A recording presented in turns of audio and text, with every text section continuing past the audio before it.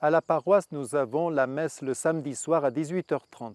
Ce soir-là, alors que nous sommes encore dans le temps pascal, c'est-à-dire le temps entre Pâques et Pentecôte, nous avons prévu de faire l'aspersion à la place du rite pénitentiel.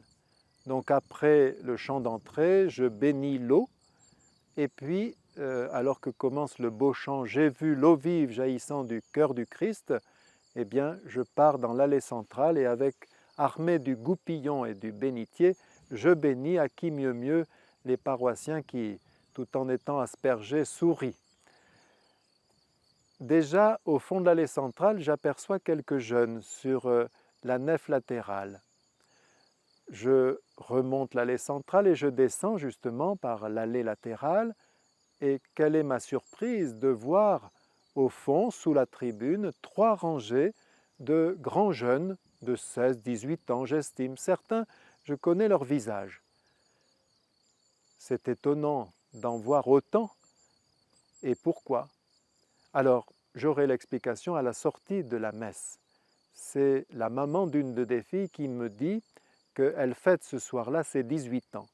Et ses amis lui ont dit « On voudrait t'offrir quelque chose qui te plaise.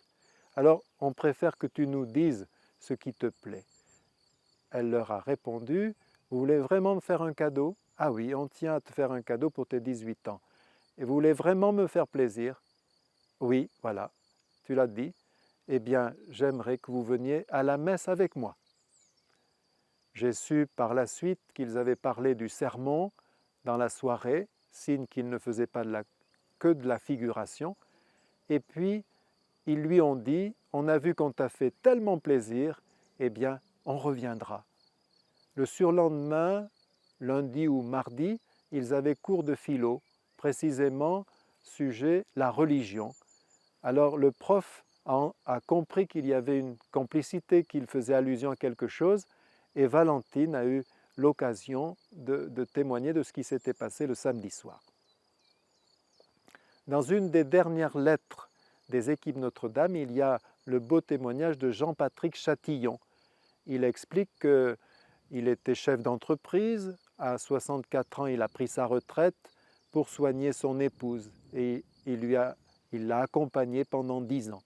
Quand elle est décédée, il s'est dit « Je suis encore en bonne forme, j'ai encore des compétences, je veux répondre à l'appel du pape François de me mettre au service des pauvres. » Et grâce à Enfants du Mékong, il est parti dans le Nord Cambodge pour relever, consolider en tout cas, une usine qui embauchait 100 femmes, je crois, mais qui en faisait vivre 700.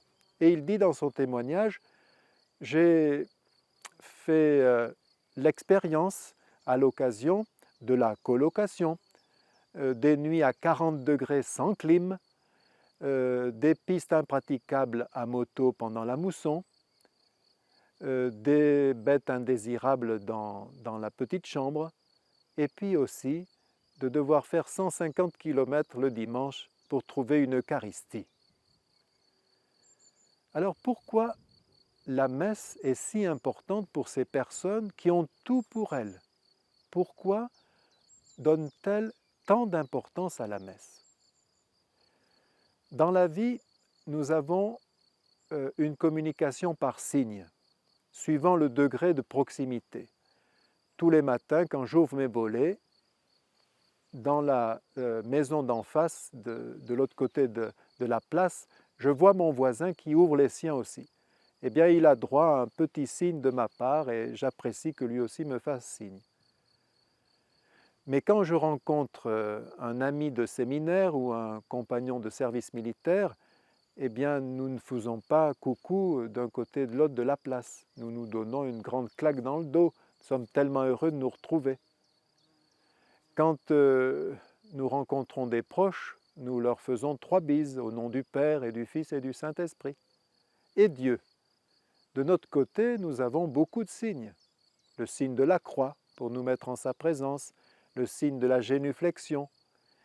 Et de son côté à lui, eh bien, on voit que dans toute la Bible, il nous a préparés à ce grand signe qu'est la communion. Comme si Dieu avait qu'une hâte depuis des siècles, c'est de se donner à manger, de se donner en nourriture, au fond, comme une maman dit en face de son petit bébé, je t'aime tellement que je te mangerai. Je redis ici la belle phrase, la belle explication du frère François Cassin-Génat-Trévédy dans son recueil, je crois que c'est le tome 2 de Étincelles, où il dit Pâques, à travers Pâques, Jésus s'est réfugié dans son immense et silencieuse Eucharistie. Ce petit pain est un si grand pays, c'est sa Galilée. Il nous avait dit qu'il nous précédait en Galilée. Lui qui nous avait encouragés à nous retirer dans notre chambre, dans notre intérieur, il l'a fait. Il s'est précisément retiré dans le tabernacle et nous sommes attirés dans son retirement. Vous connaissez, et cette idée, je la tiens de Fabrice Adjadj, que vous avez vu sur Catéo, vous connaissez les instruments de la Passion et vous sauriez les citer. D'abord la croix, la couronne d'épines, les clous, les tenailles, le marteau, le fouet, la lance. Et les instruments de la résurrection, dit-il malicieusement. Oh, ne cherchez pas une technologie spirituelle. C'est tout simple. C'est une pièce de lin, un drap, retrouvé dans le tombeau, qui suffit à Saint Jean pour reconnaître la résurrection, puisque le drap s'est simplement affaissé quand le corps de Jésus est ressuscité. C'est du feu, le feu de braise que Jésus avait préparé avec beaucoup de délicatesse et de tendresse sur le bord du lac pour offrir des poissons frits aux pêcheurs sans doute transis et fatigués. C'est le pain de l'auberge d'Emmaüs. Et puis, ce sont les Écritures que Jésus a commentées longuement pour donner l'impulsion à l'Église de les commenter tout au long de son histoire. Il a commenté longuement pendant les 40 jours de ses apparitions. Eh bien, nous retrouvons tout ceci à la messe. Nous retrouvons la croix sur l'autel, le linge, la flamme des cierges qui rappelle le feu de braise, le livre pour écouter Jésus, le lectionnaire, et le livre pour lui parler, le missel, et puis surtout le pain. Pourquoi? Eh bien parce que la messe représente le sacrifice sanglant de la croix. La messe, c'est le sacrifice non sanglant qui nous permet d'être embarqués dans le plus grand acte d'amour de tous les temps.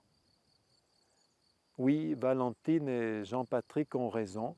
La messe, c'est le plus beau des cadeaux pour les vivants et pour les défunts, parce que c'est une plongée chaque fois dans l'amour de Dieu.